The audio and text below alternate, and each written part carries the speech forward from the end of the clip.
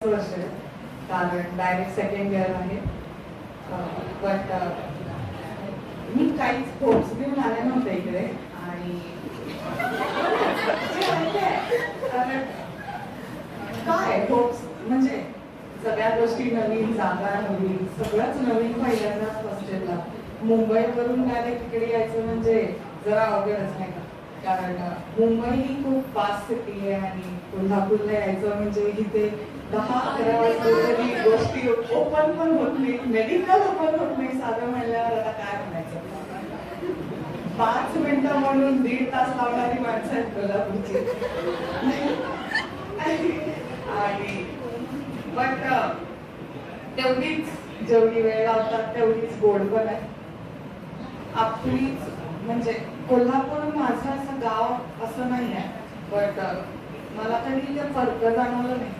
आणि स्वीट खूप खूप छान वाटलं की कोणीही असं सगळी आपलीच माणसं असल्यासारखी बोलत होती आणि बरेच मेमरीज तर क्रिएट झाली. ऑब्विसली खूप फ्रेंड्स भेटले आणि सगळा क्लास बाकीच्या कम्पॅरेटिव्हली जेवढं मला माहिती आहे बाकीच्यांपेक्षा आपला क्लास जास्त फेमस होता युनिटीसाठीच.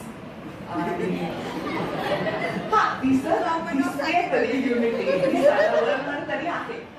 आणल्या गोष्टी आपण आता नको काढायला, कारण शेवटचा दिवस गोडच बोलूया. नाही पण खरंच वर खाली अप्स अँड डाऊन्स होत राहतात आणि छान वाटतंय, वाईट वाटतंय ऑब्विसली. म्हणजे म्हणतात की एवढे चांगले ट्रेन झालाय, आता म्हणतात राहूया कनेक्ट मध्ये.